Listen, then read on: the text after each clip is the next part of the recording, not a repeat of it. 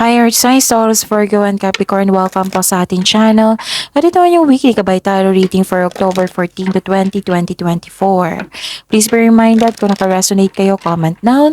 Kung hindi kayo naka-resonate, ibigay niyo po sa iba kasi channel reading po ito.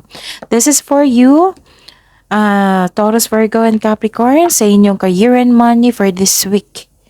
Okay?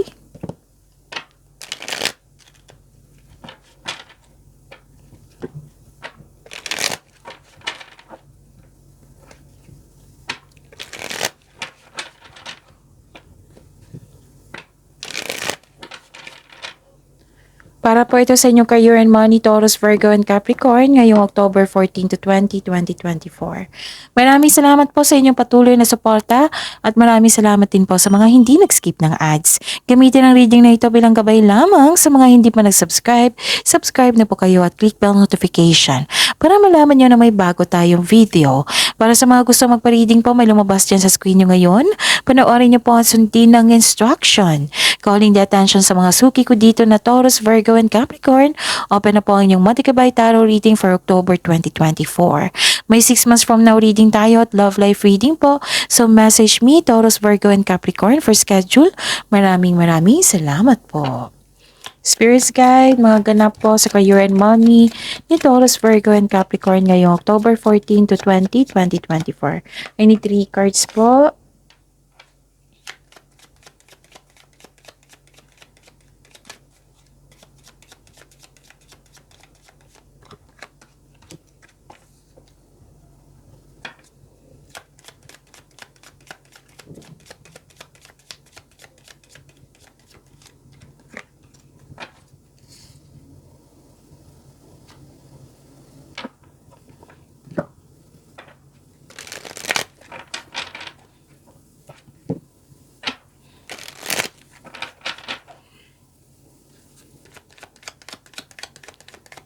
Spirits Guide, mga mensahe pa para kay Earth Signs, Taurus, Virgo, and Capricorn sa career and money nila. I need 2 cards po.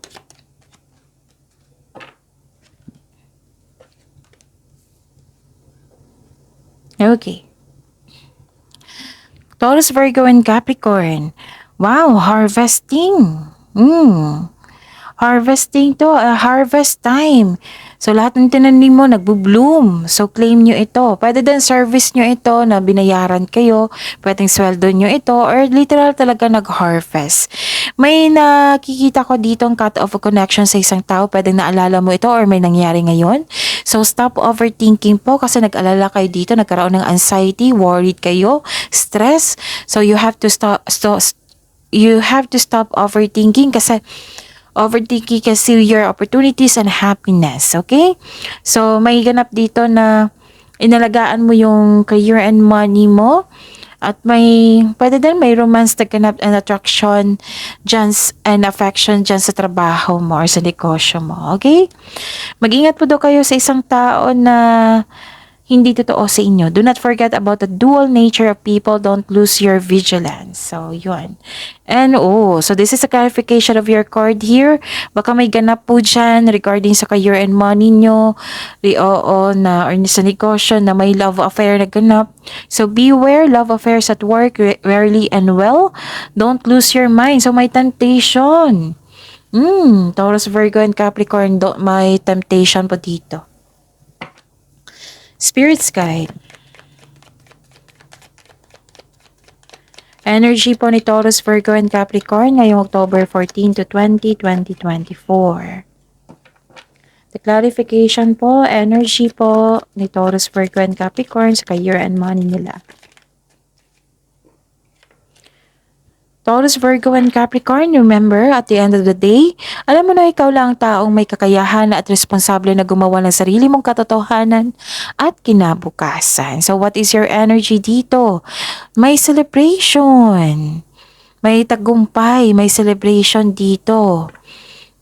Celebration, special event, may ganap na celebration kasi nabuo o nakompleto o tapos na mga proyekto, mga gawain dyan. May promotion po, may recognition ako nakita dito. Nag-decide kayong magbakasyon.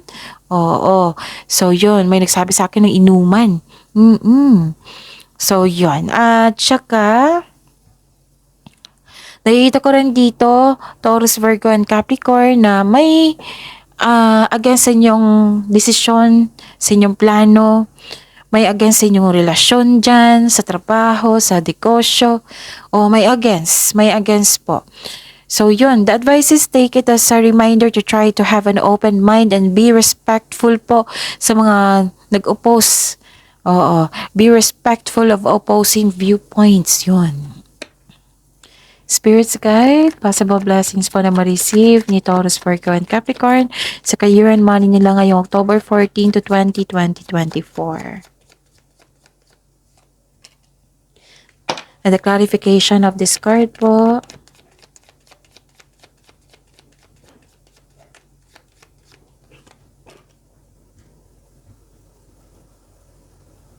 Okay, pagbalanse sa kaperahan.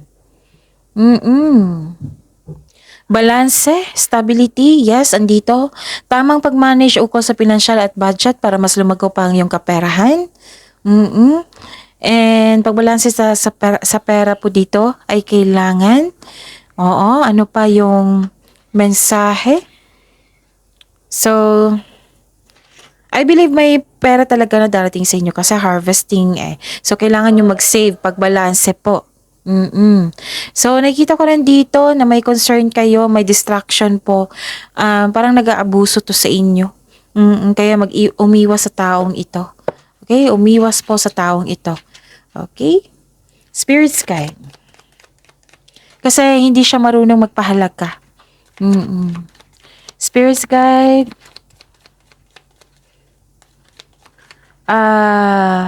Challenges na ma-overcome po para kay Taurus, Virgo, and Capricorn, career and money po. The clarification of this card po. May tao talagang hindi totoo sa inyo, no? Sa mga kumita dyan, ha? Iwas kayo sa temptation. Kasi may temptation po ako nakikita dito, kasamahan. Sa trabaho, sa negosyo. Pasensya na po sa ingay. Maraming salamat po sa patuloy na tiwala at suporta sa ating channel at maraming salamat din po sa mga hindi nag-skip ng ads. May lumabas dyan sa screen nyo ngayon, panoorin nyo po kung gusto nyo po iyan, then follow instruction. Okay. May delay dito, habaan nyo po ang pasensya nyo. This is challenges to ma-overcome ha. May delay, habaan nyo po daw yung pasensya nyo. Parang hindi ka pa nahirapan ka sa pag-decide dito. Sana maka-decide kayo. Okay, lalabas kayo ng comfort zone nyo. So take risks. We need to move out from our comfort zone. Success starts with every challenge, not from the comfort zone. Naging generous kayo dito. Kasi nga, may sabi ako sa inyo dito, may na-receive kayo malaking pera for this week. So this is the resulta sa inyong sipag at tiyaga. Naging generous kayo. Mahilig kayo magbigay ng tulong eh. Okay. May marireceive kang malaking pera. Pwedeng return investment din ito. Ito ay parating na or nagdudulot ito ng kasayahan sa iyo. Nagdudulot po ng kasiyahan kasi parating na ito for this week. May promotion. So, this is a repeating message. May promotion po dito sa trabaho. And this card asks you to consider helping someone at work. Okay? Ilan nga sa inyo mahilig kayo mag-donate sa charity or sa mga taong nangangailangan po. Pwede rin nagbibigay ka ng mga pre-loved clothes or gamit sa bahay. So, this is generosity. May malaking pera po. Wow! So, claim nyo to. Focus kayo sa blessings, ha? Oo. So, yun. So, mga kumita dito, ingat kayo sa temptation. Pwede din na isip-isip mo yan while nag-work po kayo kasi may temptation na ganap na yung concern nyo is yung partner nyo, ganun. Pwedeng ganun din. So, yun. See you tomorrow, Taurus, Virgo, and Capricorn. Please like, subscribe, and click po button for notification para updated po kayo sa daily tarot reading natin. Maraming salamat po.